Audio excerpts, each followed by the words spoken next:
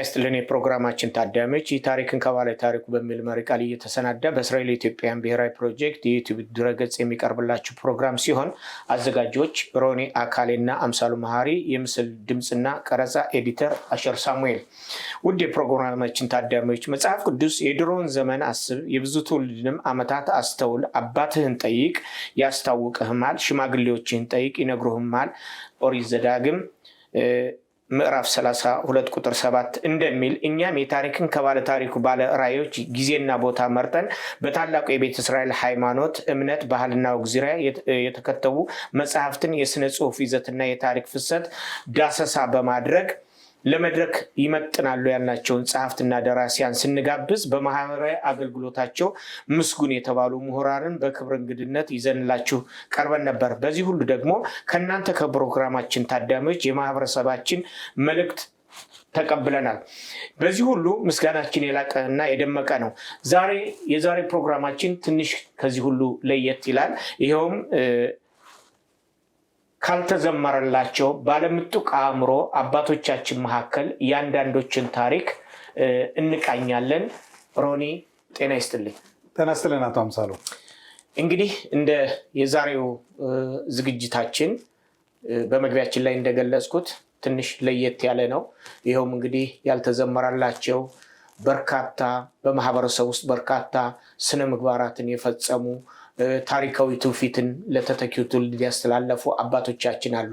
ከነሱ እስቲ መካከል ከነኚህ ባለምጡቅ አእምሮ አባቶቻችን መካከል የምታስታውሳቸውን እስቲ በቅደም ተከተል አንድ ሁለት ብልና እስቲ ጥቀስልን። አቶ አምሳሉ አሁን እንዳልከው አባባል ትክክል ነው። ከአሁን በፊት ብዙዎቹ በመጽሐፍ ደሰሳ ወደዚህ ቦታ እያቀረብን ንግግሮችና ደስታዎችን አድርገን ነበር እና አንዳንዴ በጽሁፍ ደረጃ ስንመለከት አንዳንድ ሰዎች ደግሞ አሉ በጣም ለህብረተሰባችን ማለት ለቤተ እስራኤል ከኢትዮጵያ ህዝብ ጋር ከኢትዮጵያ መንግስት ጋር ከፍተኛ ተጋድሎ ያደረጉ ለህብረተሰባችን ከፍተኛ ምስጉን የሆኑ ሰዎች ብዙ ጊዜ የማይጠሩ ብዙ ጊዜ የማይነገርላቸው እንደዚህ አይነት ሰዎችን በዚሁ አጋጣሚ በዚህ አይነት ፕሮግራም እያመጣን ሰዎችን እንድናስተዋውቅ ታሪካቸው የሰሩት ስራ ምን እየቃኘ ነው፣ ስራቸው ምን ነበር፣ እንዴት ነበሩ፣ እንዴት አይነት ሰዎች ናቸው።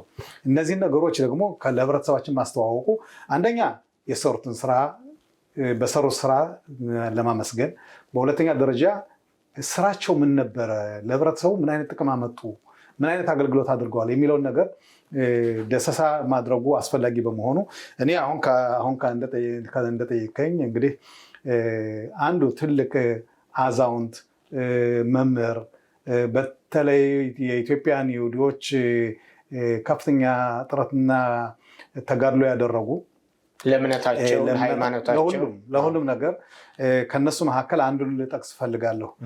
እኒህም ሰውዬ በእርግጥ እኔ ባውቃቸውም ግን በአካል ደረጃ ባውቃቸውም ስለሳቸው አቶ ያካል የተናገሩትንና በጽሁፍ አስቀምጠው ለጥለውን ያለፉትን ነገር በዚሁ አጋጣሚ ደስሳውን ባረግ ደስ ስለሚለኝ እና በዚህም ምክንያት አቶ ማለት መምህር ባዩህ ኢሳያስ ተጨማሪ የማዕረግ ስማቸው ግራዝማች ባዩህ ኢሳያስ የተባሉትን ብናነሳና ስለሳቸው ትንሽ ብናወራ በጣም ደስ ስለሚለኝ ስለዚህ ስለሳቸውን እንደመጀመሪያ አድርጌ ወሰድኩኝ። ከሳቸው እንደሳቸው ያሉ ብዙ ሰዎች አሉ ያልተነገረላቸው ነገራቸው ያልተዘመረላቸው መነሳትና መነገር የሚገባቸው ሰዎች ስላሉ እንግዲህ በዛሬው ቀን እንደመጀመሪያ አድርገን ግራዝማች ባዩህ ኢሳያስን አሁን ከአባውቤ አጭር ጽሁፍ ውስጥ የጻፉትን ከዚህ ጋር ላነበው ፈልጋለሁ። ዶክተር ፋይትሎቪች ያዕቆብ ውጭ አገር ወስደው ካስተማሯቸው መካከል ግራዝማች ባዩህ ኢሳያስ አንዱ ነበሩ።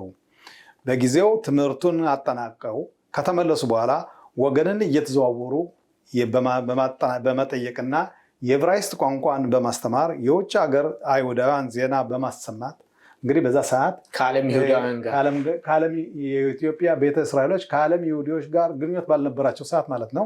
እሳቸው ግን ይህን ነገር ለህብረተሰቡ በማምጣትና በመናገር ከቆዩ በኋላ ለጎንደር ከተማ ከንቲባ የነበሩትን ከንቲባ ደስታ በጽሁፈት ስራ አብረው ወስደው እንዲሰሩና ለከንቲባ ጸሐፊ ሆነው ሲሰሩ እንደነበር በዚህ ላይ ይሄ እንግዲህ ከማህበረሰብ አገልግሎታቸው በተጨማሪ በሚኖሩበት በድሮ ጎንደር ጠቅላይ ግዛት ዋና ከተማ ውስጥ በጎንደር ማዘጋጃ ቤት በጸሐፊነት አብረው ያገለግሉ ነበር ማለት ነው። ትክክል። እንግዲህ ዋና ጸሐፊ ሆነው አገለገሉ። ምክንያቱም በዛ ሰዓት አሁን ትልቅ አዛውንት ውጭ ሀገር ተምረው የዕብራይስጥን ቋንቋ በደንብ የሚያውቁ እና ስለ ኢትዮጵያ ይሁዲዎች ምንነትና ማንነት የሚናገሩ ያስተዋውቁ ሰው ነበሩ። የጣሊያን መንግስት ኢትዮጵያን በወረረበት ጊዜ ለቤተ እስራኤል ኃላፊ ሆኑና በቋንቋ ተርጓሚነት በአስተዳደርም በጠቅላላ ለቤተ እስራኤል በኢትዮጵያ ስልጣን ተቀብለው የጣሊያን መንግስት ኢትዮጵያን እስከለቀቀበት ድረስ 5 ዓመት ማለት ነው በመልካም ስነ ስርዓት ወገንን ሁሉ በእውነት ረድተው ታላቅ ምስጋና የተቀበሉ ትልቅ አዛውንት ነበሩ። እንግዲህ በዛ ሰዓት ያ ማለት እንግዲህ ህዝቡ ለተለያዩ አደጋው የቋንቋ ችግር አለ፣ የባህል ችግር አለ፣ ጠላት ነው የገባው። ከዛ አኳያ በህዝቡ ላይ ሊደርስ የሚችለውን ነገር አደጋ ተከላክለዋል ማለት ነው በማግባባት። ዋናው ትልቁ ነገር ይሄ ነው። አንዱ ስራቸው ከምስጉን ሆነው መጠቀስና መነገር የሚገባው ነገር ለህብረተሰቡ አገለገሉ ብለን የምንለው ነገር በዛ ሰዓት ጠላት ኢትዮጵያን በወረረበት ሰዓት ከጠላት ጋር ጠላት በቤተ እስራኤል ህብረተሰብ ላይ ያደርስ የነበረውን ጉዳት ያንን ነገር ተከላክለዋል ማለት ይቻላል። በጣም ቆንጆ። በዚያ ዘመን ስለ ኢትዮጵያ ቤተ እስራኤላውያን ጥያቄ በቀረበ ጊዜ ካህናቶችንና ታላላቅ አዛውንት ሽማግሌዎችን ቀርበው የእውነተኛውን የቤተ እስራኤል ታሪክና የኦሪት ህግ ሲያሰሙ መሪውና ቋንቋ ተርጓሚው እሳቸው ነበሩ። እንግዲህ ተመልከተ፣ አሁን በዛ ሰዓት የኛ ህብረተሰብ ካህናቶች፣ የሃይማኖት ጠባቂዎች እንግዲህ ለአቤቱታ በሚያቀርቡበት ሰዓት ቋንቋ የለም። እንግዲህ ቋንቋ አስፈላጊ በመሆኑ ለዛ አፋቸውን ላፋቸው እንዳፍ ሆነው ለሚመለከተው ክፍል ያቀረቡ እሳቸው ነበሩ እና ስለዚህ እኒህ ሰውዬ ብዙ ጊዜ ሲነገርላቸው አንሰማም። እኔ በማውቃቸው ደረጃ በአካል ደረጃ ማውቃቸው ከዚህም ወደኋላ እንመጣበታለን። አምቦ በር ትምህርት ቤት በርዕሰ መምህርነት ያገለግሉ ነበር። ግን ርዕሰ መምህር ከመሆናቸውና ከዛ ቦታ ከመምጣታቸው በፊት ከዚህ ጋር አባውቤ በጻፉት ማስታወሻ ላይ ትእዛዙ ሳህላ የተባሉ ሊቅ ጥንታዊ የኢትዮጵያ ታሪክ በብራና የተጻፈ አቅርበው ተነበበና የይሁዲ መብታቸውን የተረጋገጠ ሆነና ለሁለቱ መሪዎች ወይም ካህናቶች ለቄስ ብርሃን ባሩክና ለቄስ ተዋበ መልኩ የወርቅ ካባ ሽልማት ከምስጋና ጋር ህዝቡ በተሰበሰበበት የኢጣሊያ መንግስት አበርክቶላቸዋል። እንግዲህ እኒህ ሰዎች የካህናት መሪዎች ናቸው። ብዙ ጊዜም እነዚህም አንዳንዴ ይነገርላቸዋል፣ አንዳንድ ጊዜ ደግሞ ብዙዎቹም ማወቃቸዋሉ። እነዚህ እንግዲህ የወርቅ ካባ ማለት በዛ ሰዓት ምን ያህል ክብር ነው እና ከዛም ይሄን ነገር እንዲቀበሉ ካደረጉት አንዱ ሰው ግራዝማች ወይም መምህር ባዩ ኢሳያስ ነበሩ። የኢጣሊያ መንግስት ከለቀቀ በኋላ ጎንደር ቀዳማዊ ኃይለ ሥላሴ ተብሎ ከተሰየመው የመጀመሪያ ትምህርት ቤት በማስተማር ከቆዩ በኋላ እንግዲህ ተመልከት፣ በዛ ሰዓት እንግዲህ ከቆዩ በኋላ ጥረው ተጣጥረው አምቦ በር ከተቋቋሙ የቤተ እስራኤል ትምህርት ቤት ተዛወሩና እንግዲህ አሁን ተመልከት እስከ ጡረታ ጊዜ ብዙ ወጣቶችን አይን ከፋች ሆነው ከጡረታ በኋላ የውጭ ሀገር ጎብኝ በመጣ ቁጥር ተርጓሚ እሳቸው ነበሩ። ከዚህም ሌላ ወገንን በማበረታታት በማነቃቃት እስከ ዕለተ ሞታቸው ድረስ በመርዳት ወደኋላ ያሉበት ጊዜ አልነበረም። እንግዲህ እኒህ ትልቅ ሰውዬ ግራዝማች ባዩ ኢሳያስ አምቦ በር በሚያስተምሩበት ሰዓት እኔም እንኳን በልጅነቴ ነው የማውቃቸው ብዙ በመጀመሪያ ደረጃ ስነ ምግባርን በተመለከተ፣ በሁለተኛ ደረጃ ትምህርት እውቀትን ባስመለከተ ግፊትና ጥረት የሚያደርጉ ያታዳጊው ወጣት ትምህርት እንዲማር እሳቸው ቀስመውት የመጡትን እንደ ሌላው እንዳስተላለፉት ሁሉ ከዛም ደግሞ ከትምህርት ቤቱ ከአምቦበር ትምህርት ቤት የተማሩት ልጆች ሌላም ወደ ሌላ ቦታ ከኢትዮጵያ ውስጥ ማለት ነው ከተለያዩ ቦታዎች በሚሄዱበት ሰዓት የቀሰሙትን የትምህርት እውቀት ለሌላው ጋም እንዲያስተምሩ እንግዲህ በዛ ሰዓት ይህን አይነት ነገር ማድረግ ቀላል ነገር አልነበረም ማለት ነው። እንግዲህ ግራዝማች ባዩ ኢሳያስ በእርግጥ እሳቸውን አነሳው እንጂ ልጃቸው በ1955 ዓ.ም ወደ እስራኤል ሀገር ተመልምለው ከመጡት ወጣቶች 27 ወጣቶች አንዱ ነበሩ። እሳቸውም አቶ ታደሰ ባዩ ይባላሉ።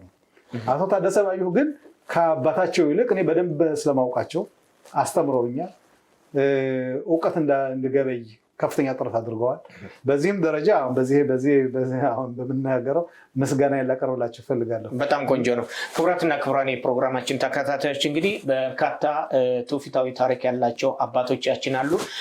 ትውፊት ማለት ከአንድ ትውልድ ወደ ሌላው ትውልድ በቃል በተግባር ወይም በኑሮ ዘይቤ እየተላለፈ የሚመጣ እውቀት፣ እምነትና ሃይማኖታዊ ስርዓት፣ ባህልና ወግ ነው። ይህ ቃል ማለትም ትውፊት አወፈየ ወይም አቀበለ፣ ተወፈየ ወይም ተቀበለ ከሚለው የግዕዝ ክስ የመጣ ሲሆን ትርጉሙም ቅብብል ወይም ውርስ ማለት ነው። ስለዚህ እኛም እንግዲህ የአባቶቻችን ታሪካዊ ትውፊት በዚሁ መልኩ እያያዝን እንቀርባለን። ሮኒ እንግዲህ እኒህን ግራዝማች ባዩህ ያው አንተ በልጅነት ዘመንህ እሳቸው በምሽት እድሜያቸው ትውውቅ ነበራቸው በአካል። ልጃቸው ደግሞ ከዛ በኋላ ደርሶ ደግሞ መምህርህ ነበረ። ከዚህ የበለጠ እንግዲህ ማወቅ ምንም ነገር አያስፈልግም። ስለዚህ አሁን እነኚህን አባትና ልጅ ለዚህ ማህበረሰብ ያደረጉትን ትውፊታዊ ታሪክ ወይም ደግሞ ያበረከቱትን አስተዋጽኦ እስቲ እንዴት ትገልጸዋለህ? አንዱ የእሳቸው የሁለቱም የአባትና የልጁ ለህብረተሰባችን ያገለግሉት እንዲያውም በተለይ ብዙ ጊዜ ወደ ኢትዮጵያ የሚመጡ ጎብኚዎች በሚመጡበት ሰዓት የእነሱን ፎቶግራፍ በመቅረጽ እነሱ የሚሰሩትን ስራ በቪዲዮ ደረጃ በማቅረብ አብዛኛውን ጊዜ በተለይ አሁን እኛ አንዳንድ ጊዜ እንስቃለን። መምህር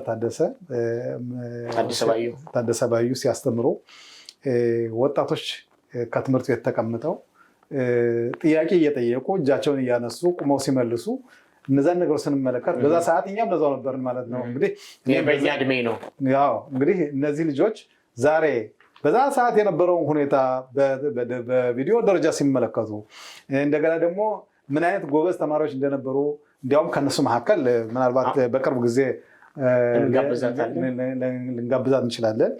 ከነሱ መካከል አንዷ ክብርት አምባሳደር በላይነሽ ዘባዲያን ማስታወስ ይቻላል። ሌሎችም አሉ። በሳቸው እነሱም አሉ። ገነት ጠጋው ቁሞ ሲመልሱ እዛ ይታያል። እና ብዙ ወጣቶች አሉ እዛ ሆነ እያያቸው። እንግዲህ እነዛ ተማሪዎች ይሁኑ እንጂ በማስተማር ደረጃ ቁመው ሲያስተምሩ የነበሩት አቶ ታደሰ ባዩ ናቸው። እንግዲህ እንደ ታደሰ ባዩ ባለፈው ሳምንትም እንዲሁ ከመምህር አስናቀው ሰንደቄን ወደዚህ አቅርበን ጠይቀናቸው ነበር። እንደነዚህ አይነት ሰዎችን እያነሳን ብናወራ ስለነሱ ስራቸው እነሱ አሁን ብዙ ጊዜ እንዲህ አድርገን ሰራን እንዲህ አደረግን ብለው ሲናገሩ አትሰማም። ምክንያቱም እነሱ የሰሩት ምንድነው? እውቀት ነው ለህብረተሰቡ። እንዴት መሰለህ አሁን ትልቁ የኛ የማህበረሰቡ ወይም የትውልዱ ችግር የታሪክ ሽሚያ አለ። የታሪክ ባለቤትነት ሽሚያ የሰሩ ሰዎች ከመጋረጃ ጀርባ ተቀምጠዋል። ያልሰሩ ብልጦች ደግሞ አደባባይ እየወጡ እኔ ነኝ የሚሉት ነገር አለ። ይሄን ለይተን ልክ መጽሐፍቶችን በማህበረሰባችን ዙሪያ የተጻፉ መጽሐፍቶችን መርምረን ዳሰሳ አድርገን እንዳቀረብናቸው ሁሉ የኛም ፕሮግራም አሁን ከዚህ ቀጥሎ ከዚህ አሁን ከመጀመራችን ጀምሮ ያለው ምናልባት በጤና ማጣትም በእድሜ መግፋትም ቤታቸው ውስጥ የቀሩ አንዳንዳሉ። ትክክል ነው። እነሱን ግዴታ አስታውሳችሁ ተናገሩ ሳይሆን ከፊታቸው ላይ ቀርበን ይሄን መልካም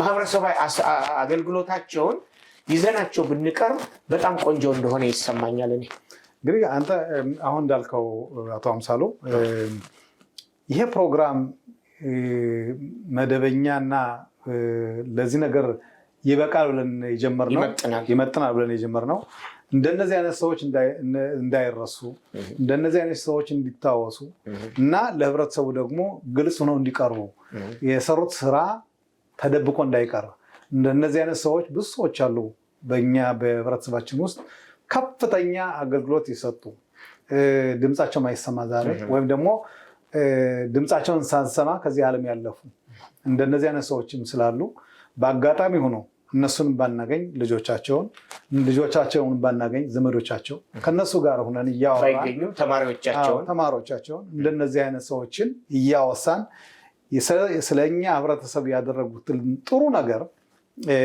ማውራት መናገር ማወደስ የሁላችንም ኃላፊነት ይሆናል። በታሪካዊ ትውፊትነት ማስቀመጥ ትክክል። አሁን እንኳን እኛ የምንሰራው አሁን ታሪክን ለባለ ታሪኩ አሁን እንግዲህ እነዚህ ሰዎች በዚህ አይነት ደረጃ እስካልተነሱ ድረስ በዚህ ደረጃ እስካልተነገረላቸው ድረስ ለወደፊት የሚያስታውሳቸው ላይኖር ይችላል። ስለዚህ ነው አሁን እኛም አንተም ይህን ነገር አስፋፍተን በህብረተሰባችን ዙሪያ እነሱም ብቻ አይደለም በመምህርነት ደረጃ ብቻ ሳይሆን በኢትዮጵያ ታሪክ ውስጥ በተለይ መነኮሳትን በተመለከተ አንድ አባውቤ እንዲሁ አስቀምጦት ያለፉት እና አንዳንድ ነገሮችን የጠቀሷቸው ነገሮች አሉ። ምናልባት ያንን ነገር በሚቀጥለው ጊዜ ልናቀርቡ እንችላለን። ምክንያቱም የብዙዎችን ታሪክ ነው እዛ የሚጠቀሰው ኑሯቸው ምን አይነት እንደነበረ ለምን መነኮሳት እንደሆኑ ለምን ከህብረተሰቡ ገልለው በበረሃ ውስጥ ለመቀመጥ እንዴት ፈለጉ? ከዛ እስከ በረሃ ውስጥ ምን ሆነ? ምን ተደረገ? ከዛ እንዴት ብለው ወደ ህብረተሰቡ መጥተው ህብረተሰቡ እንዴት አስተማሩ? ለምንድነው ወደዛ በረሃ ውስጥ የገቡት?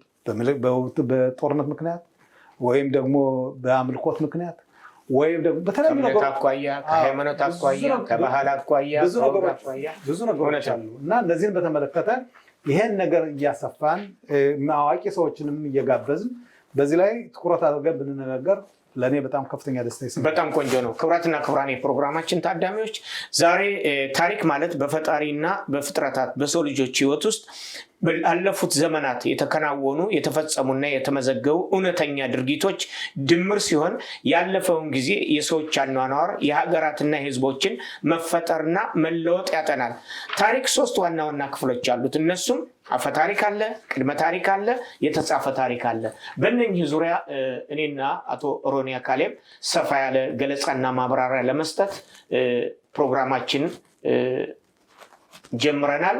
እንግዲህ እስቲ ከኒህ ከግራዝማች ባዩ ኢሳያስ ሌላ አለ ወይንስ ስለሳቸው የምትጨምርልን ነገር አለ? እኔ ብዙ ሰዎች አሉ ግን የእሳቸውን ጨርሰሃል? እሳቸው እንግዲህ ይሄ ሰነድ እንደማስታወሻ ይሄ ሰነድ መጽሐፍ ላይ ያልወጣ የአባታችን የአቶ ውቤ አካሌ ማስታወሻ ነው ጥለውልን ያለፉት። በአጋጣሚ አንተ እንግዲህ ቅርበት ስላለህ አገኘኸው እንጂ እኛ ልናገኘው አንችልም። ቢሆንም ግን ይሄን የእሳቸውን የግል ማስታወሻ ይዘህ ቀርበህ ለህብረተሰቡ በማቅረብህ አድናቆቴ የላቀ ነው። ከዚህም ተጨማሪ አንድ ትልቅ ሰው ነበሩ።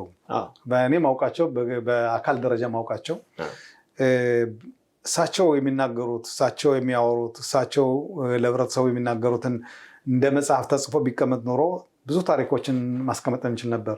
ከነዚህ መካከል ባሻ አለሜነህ ሰንደቄ የታወቁ ትልቅ ሰው ነበሩ። እኒህ ሰው እኔ በልጅነት ጀምሬ ነው ማውቃቸው።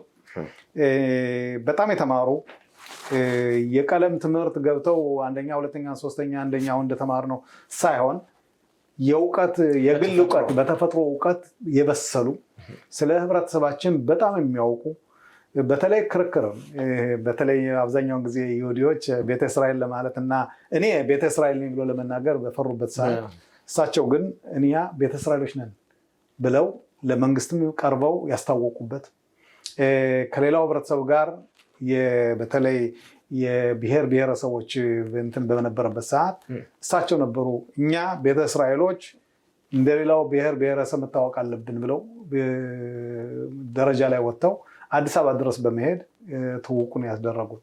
እኒህ ሰው ከማውቃቸው ምንድነው ብዙ ጊዜ የጭንቅላት ብስለታቸው ከፍተኛ ነበር። የአእምሮ ብስለት። አዎ አንዳንዴ በተለይ ግጥም በሚገጠምበት ሰዓት በተለይ አሁን አንተ ሁላችንም እንደምናውቀው አንዳንዴ እልቅሶ ላይ ወይም ደግሞ አንዳንድ ሰዎች ሲናገሩ የተለያዩ ነገሮች ይናገራሉ እና ባሻ አለሜነህ ወይም ደግሞ አለሜነህ ሰንደቄ ምንም እንኳን ጀግና ወንድሞች ቢኖሯቸውም እህቶችም እንደዚህ ነበሩ። እሳቸው ግን የመግጠም ችሎታቸው ከፍተኛ ነበር። የቅኔ ሰው ነበሩ።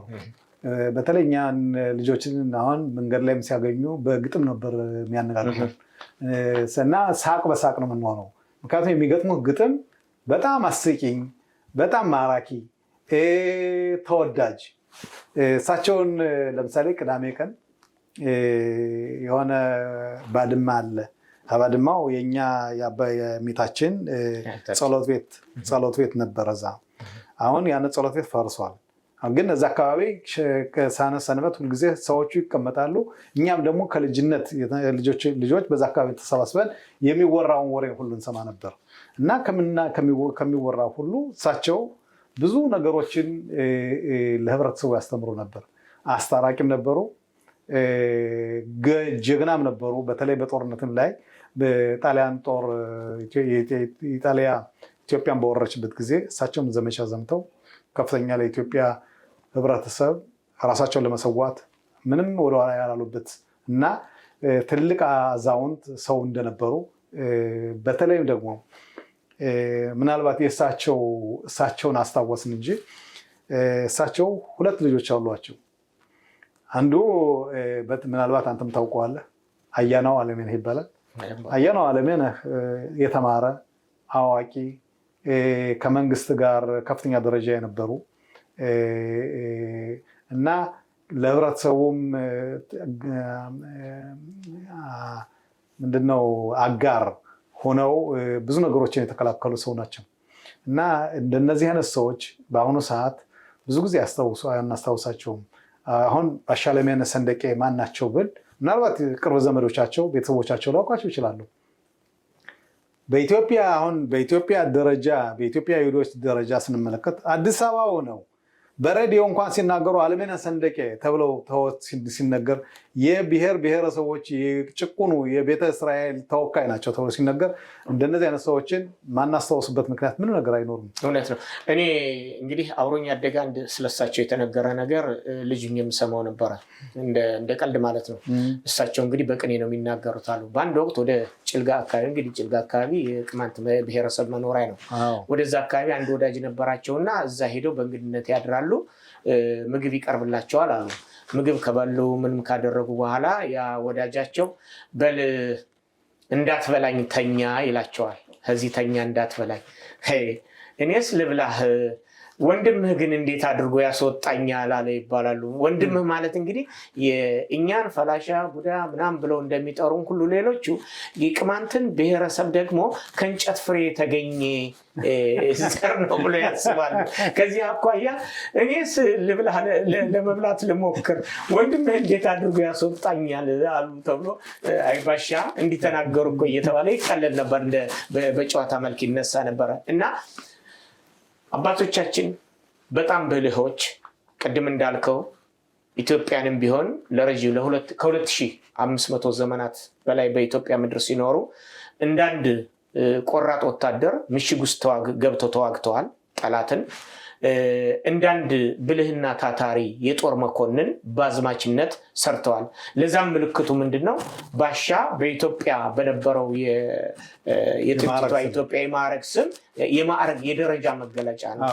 ባላምባራስ፣ ብላታ፣ ቀኛዝማች፣ ፊታውራሪ እንደዚህ የሚባሉ እንትኖች የነበረ ነው። ስለዚህ ባሻ ይሄን ማዕረግ ያገኙት እንግዲህ በጦር ሜዳ ውሏቸው የተሰጣቸው ማዕረግ እንደሆነ መረዳት ይቻላል ለማለት ፈልጌ ነው። ትክክል። አሁን አንዱ ትልቁ ነገር ምናልባት የባህል ጉዳይ የምንለው ነገር አለ። ባህል ብዙ ነገሮችን ያቀፈ ነው። ከነዚህም መካከል ብዙ ጊዜ አሁን ሰው ሲናገር በሰምና ወርቅ አድርጎ ነው የሚናገር የነበር። ብዙ ጊዜ ቁጥብ ናቸው ብዙዎቹ ሰዎች፣ ሲያወሩም ቢሆን ሲናገሩም ቢሆን ቁጥቦች ናቸው። አነጋገራቸው ግን የተናገሩት ነገር ግን በተለያዩ መንገዶች መፍታት የምትችለው ትምህርት ነው። አሁን በኢትዮጵያ አሁን በዚህ ሀገር ልወሰደው እና እዚህ ሀገር አሁን ብዙዎቹ እንደዚህ ሲናገሩ እኔ እንደዚህ አድርጌ እንደዚህ ሰርቼ ምናምን እንደነዚህ አይነት አንተ ራስህን አታወድስ። ምክንያቱም ኢትዮጵያ ውስጥ በነበርንበት ሰዓት የኢትዮጵያ ባህልም ቢሆን ያስተማረን አንተን ማወደስ የሚችሉ ሌሎቹ ናቸው። ምክንያቱም ስራህን አይተው ተግባርህን አይተው በዛ ምክንያት ነው አሁን ማወደስ የሚችሉ እንጂ ራስህን በራስህ እንዴት ታወድሳለህ? ምርጫ እንኳን ሲሆን እኔን የምመረጥልህ አትቀርብም። ምርጫ በሚሆንበት ሰዓት ሰው ነው የሚጠቁምህ። ገሌ ይህን ሊያደርግ ችሎታ አለው፣ ገሌ ይህን ቢሰራ ይህን ማድረግ ይችላል ተብሎ በዛ መሰረት ነው አሁን እንግዲህ እንትን የሚያደርግ። አሁን ብዙ ጊዜ ሰዎች ቅቤት የሚሉትኝ ወይም ደግሞ ሰዎቹ ሲያወሩ ብዙ ጊዜ ብዙ የሚያወሩት ሰዎችን እንትን አይሰጧቸውም ማለት እንደነዚህ አይነት ሰዎች ብዙ ጊዜ እንደ ቁም ነገረኛ ተብለው አይወሰዱም። ለምን? የሚያወሩት በሙሉ ምናልባት ዝም ብሎ ተነስተውም ሊሆን ይችላል። ዝም ብሎ የሚያወሩት በሙሉ መሰረት የሌለው ሊሆን ይችላል እና አብዛኛውን ጊዜ እናቶቻችንም ቢሆኑ አባቶቻችንም ቢሆኑ ሲያወሩና ሲናገሩ ስንሰማ ቁጥብ በሆነ ነገር በአባባል እና በቅኔ የተመለከተ በመሆኑ ብዙዎቻችን አሁን ቅኔ በትምህርት ቤት ደረጃ ስንሄድ ሰምና ወርቅ እያልን እንፈታለን። በዛም ቢሆን እንደዚህ አይነት ነገር ነው ያለው። አንዳንድ ቦታዎች ለምሳሌ ብዙ ጊዜ እንዲያውም በዚህ ነገር የታወቁ ቦታዎችም ነበሩ። አሁን ያነጋገር ስልት ሰዎች አንዳንድ ጊዜ በሚሄዱበት ሰዓት ዝም ብለው እንዳሽሙር አንድ ነገር ጣል አድርገው ይሄዳሉ። ከዛ በኋላ ያንን ነገር መፍታት ይኖርብሃል። አሁን ከአዋቂዎች ከሚያውቁ ሰዎች ጋር ነው እንግዲህ አሁን ቁጭ ብለህ ምንድን ነው የተባለው? ምን አለህ? እንዲህ አለ እኮ ያለህ እኮ እንደዚህ ነው ብለው ይነግሯሉ።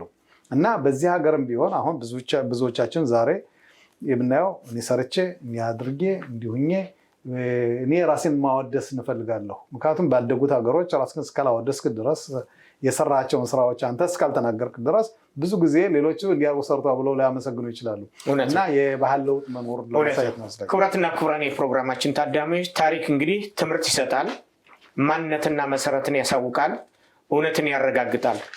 ትምህርት ይሰጣል ስንል ያለፈውን ስህተት እንዳንደግም ይመራናል፣ የእውነትን አቅጣጫ ያመላክተናል።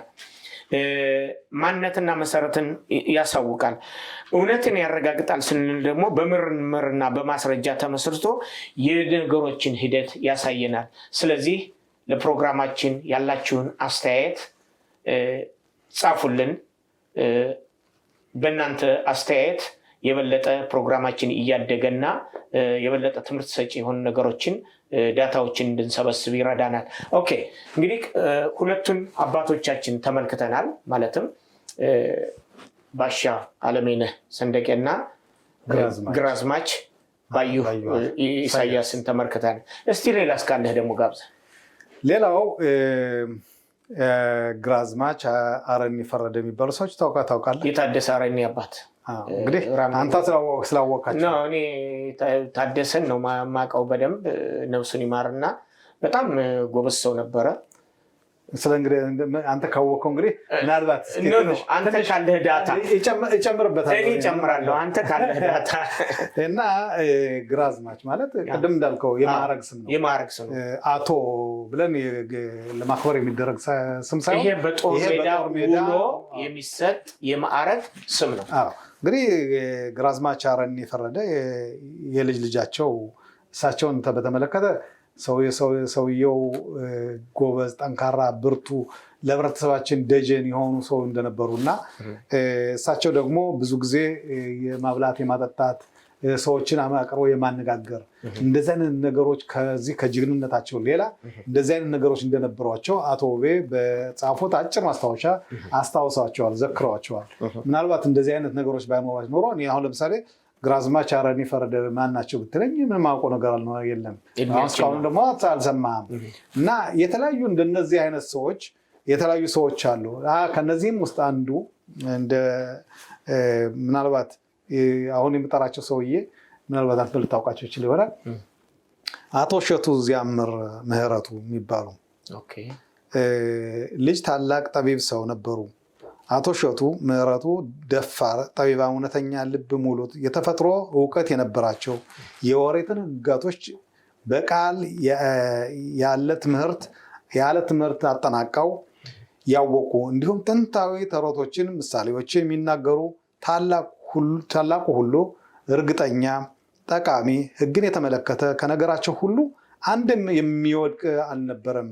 እንግዲህ ሰውየው የሚናገሩት ነገር በጣም ጥሩ ነገሮች ነበሩ ማለት ነው። እንግዲህ እንዴት አንዲት የውጭ ሀገር ምናልባት ይሄ ነገር የተነገረ ነው፣ ግን በዚህ ደረጃ ያስቀመጡትን በዚህ ላይ ባነበው ምናልባት በዛ ሰዓት የሚደረግ የነበረውን ሁኔታ ሊያመለክት ይችላል።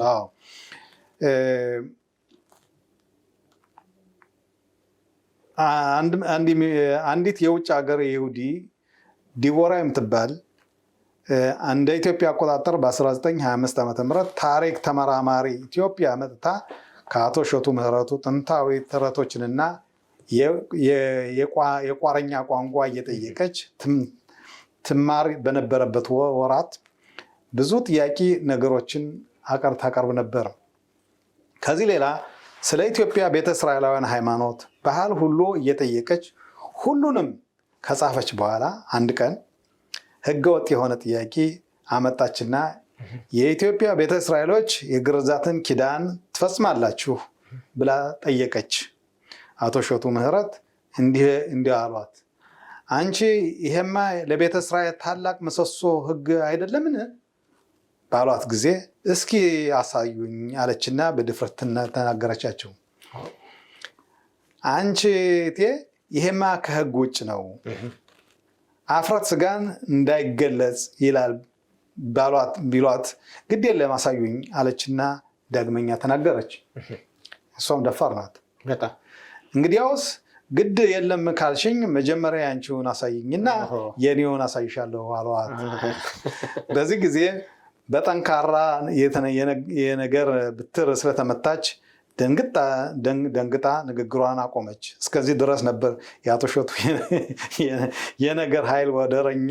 ይህን በመሰለ መልስ ማሳፈር ቀላል ነገር አይደለም። በብዙ ነገሮች የታወቁ ለወራደኛ ሁሉ አጠፋ መልስ ሳይመልሱ አይሄዱ። ለወደረኛ ሁሉ አጠፋ መልስ ሳይመልሱ አይሄዱ ነበር። እንግዲህ እንደነዚህ አይነት እንግዲህ አዋቂዎች ቅድም እንዳልነው የተፈጥሮ እውቀት ያላቸው በትምህርት በጣም ዩኒቨርሲቲ ውስጥ ገብተው ባይማሩ ከዩኒቨርሲቲ ተማሪዎች የማያንሱ እንደነዚህ አይነት ሰዎች ነበሩ። እውነት ነው።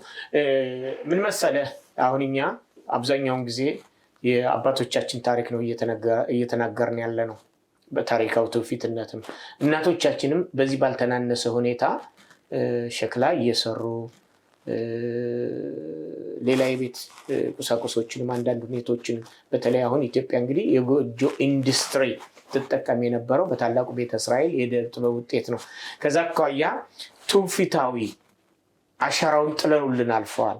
እንግዲህ ትውፊታዊ አሻራ ከትውልድ ወደ ትውልድ ይተላለፋል።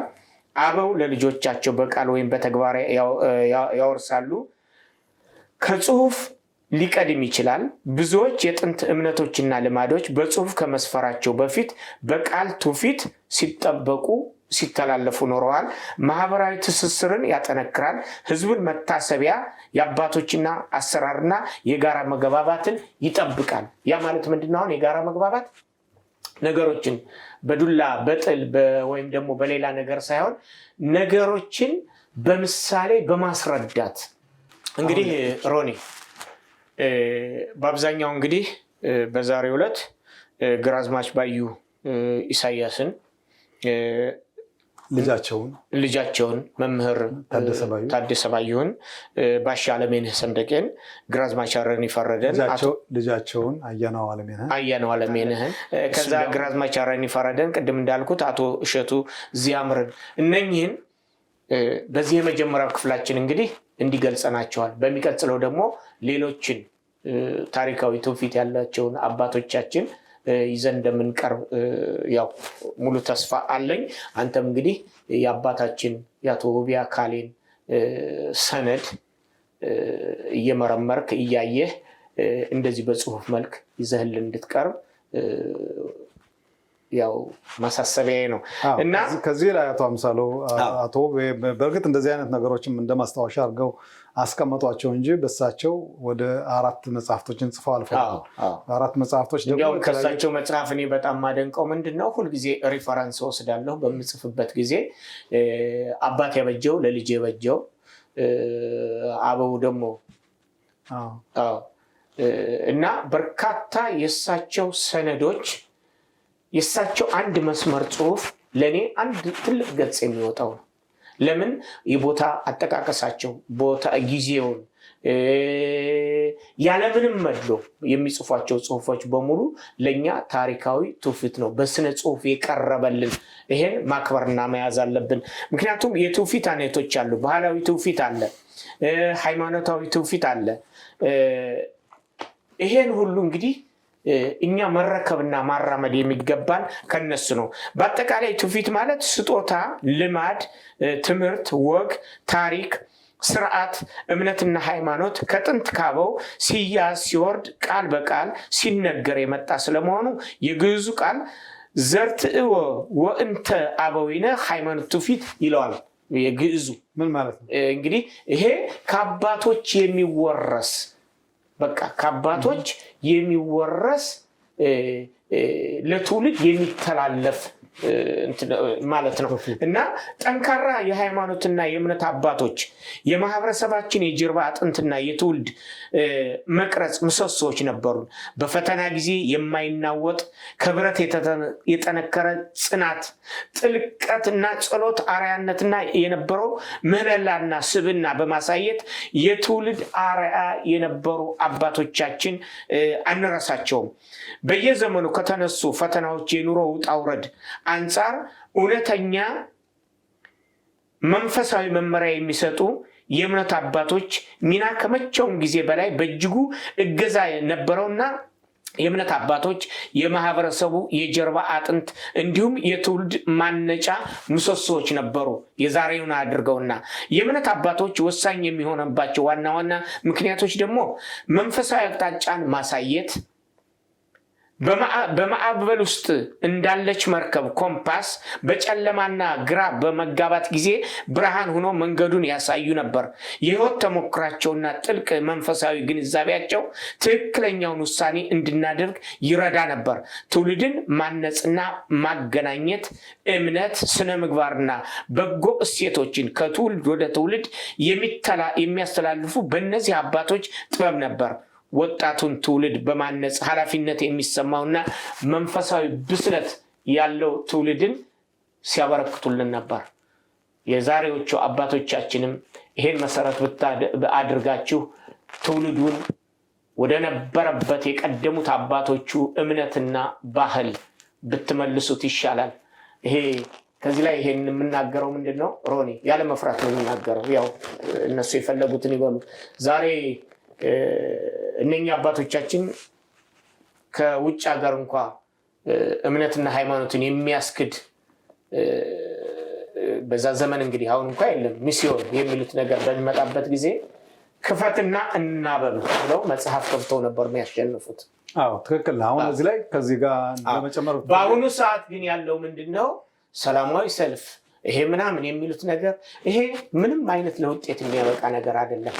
ህዝቡን ወጣቱን በሚገባው ቋንቋ በሚረዳው መንፈስ ማስተማር።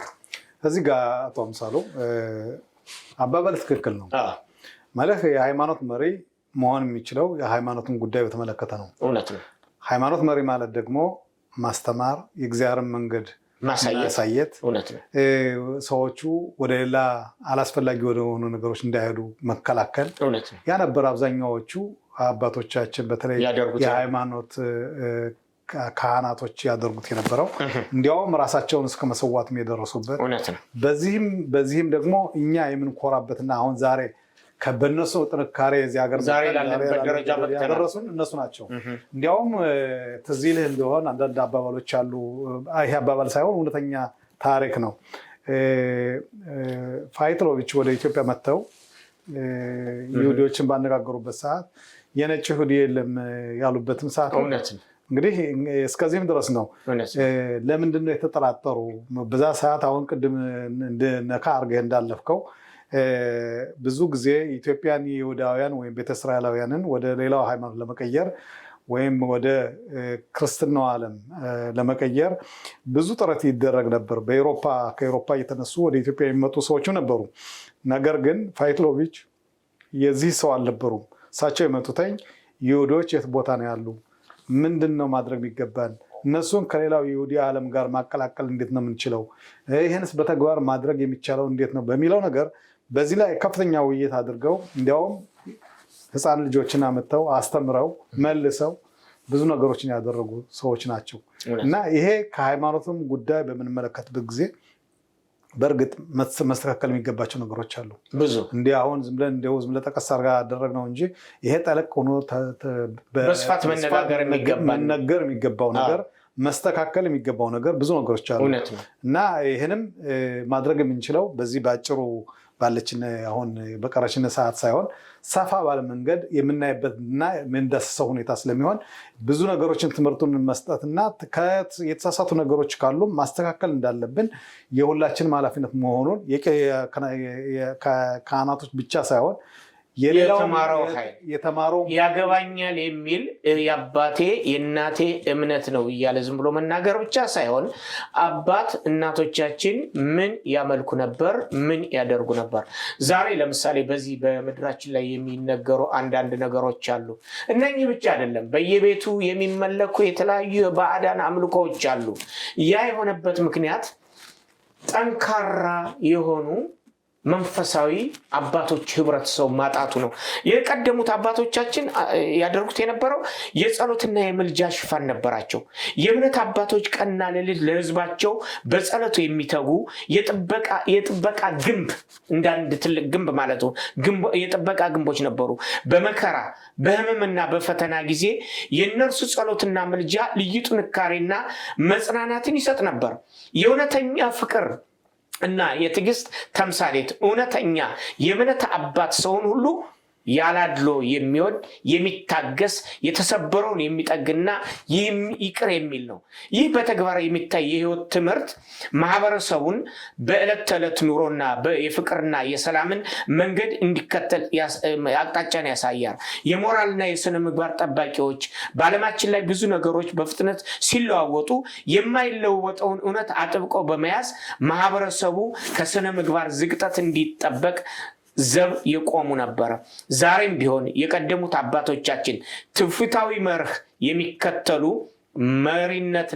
የሚከተሉ የእምነት አባቶችን ባህሪና ተግባር መርምሮ በመከተል በእነሱ መሪነትና ጥበብ ትውልድ በቀላሉ እንዳይሰናከል ማድረግ ይቻላል። በእውነት እንዲህ አይነት የእምነት አባቶችን በቅርበት ልንሰማቸው፣ ምክራቸውን ወደ ልባችን ልናስገባ እንዲሁም ልናከብራቸው ይገባል። የእነርሱን ጥንካሬ ለእኛ ዛሬ በረከት ሲሆን፣ ለአዲሱ ትውልድ ደግሞ የማይናወጥ የሃይማኖት የእምነትና የባህል ምሰሶ ሊሆን ይችላል። ይሄ ነው ከዚህ ጋር እኮ አቶ አምሳሉ አሁን ያልካቸው ነገሮች አዲስ ነገሮች አይደሉም። ለምን ብትለኝ፣ ምክንያቱም ኢትዮጵያ በነበርንበት ሰዓት ብዙ ጊዜ የተለያዩ ጻድቆች ነበሩ። ጻድቅ ስንል በሃይማኖቱ ጠንካራ የሆኑ ቅድም ያልከው መነኮሳት ያልከው መነኮሰ ማለት ተለየ ማለት ነው። እነሱን በተመለከተ በሚቀጥለው ፕሮግራማችን እንነጋገርበታለን። ነገር ግን እኔ እንኳን ከማስታውሰው በክረምት ወራት ዝናብ ሳይዘንብ በሚቀርበት ሰዓት ከመካከላችን ከዚህ ሁሉ ህዝብ መካከል መቼም ጻድቅ ሳይኖር አይቀርም እና እስኪ ከተራራ ወጥተን ጸሎት እናድርግ ብለው አንዴ የኢትዮጵያ ኦርቶዶክስ ተዋሕዶ ቤተክርስቲያንን እስቲ እናንተው አምላክ ይሻላል ነው የሚባለውና እባካችሁ ጸልዩልን ብለው እኔ አስታውሳለሁ። ተወልጄ ባደኩበት አካባቢ ገሳ ለብሰው በረዶ በሚወርድበት ጊዜ ገሳ ለብሰው ሲጸልዩ በረዶ የሚያቆሙ በእምነታቸው የጸኑ አባቶች ነበሩ።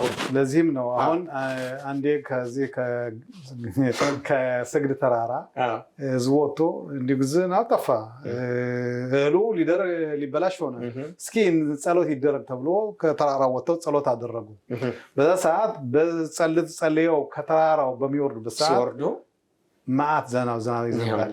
እንግዲህ ከመካከላችን ከነሱም ከካህናቶችም ከህዝቡም ጻድቆች ነበሩ ማለት ይቻላል። ያንን የእግዚአብሔር መንገድ የተከተሉ በእግዚአብሔር መንገድ የሚሄዱ ደመና ሳይታይ ዝናብ የሚያዘንቡ እና እንደዚህ አይነት ህብረተሰብ በመወለዳችንና ከዛም በመምጣታችን ኩራት ይሰማኛል። እውነት ነው። ክቡራትና ክቡራን የፕሮግራማችን ተከታታዮች በዚህ ጉዳይ ላይ ሰፋ ያለ ገለጻና ማብራሪያ መስጠት ያስፈልጋል። ሀሳባችሁን እናንተም አጋሩን። እንግዲህ በእውነት ባለ ምጡቅ አእምሮ አባቶቻችን ሰርተው ያለፉትና በታሪካዊ ትውፊትነት ጥለውልን ያለፉትን ነገር እኛ እናከብራለን። ማክበር ብቻ አይደለም፣ ለተተኪው ትውልድ ደግሞ ትምህርትና ዕውቀት እንዲሆነው መመኪያ እንዲሆነው በታሪኩ የኮራ ትውልድ እንድናፈራ ለትውልዱ እናስተላልፋለን። ስለነበረን ጊዜ እጅግ አድርገን እናመሰግናለን። ሮኒ በጣም አድርጌ ነው ማመሰግንህ። እንቀጥላለን። እንግዲህ ፕሮግራማችን ለዛሬው በዚሁ ይጠናቀቃል። መልካም ጊዜ።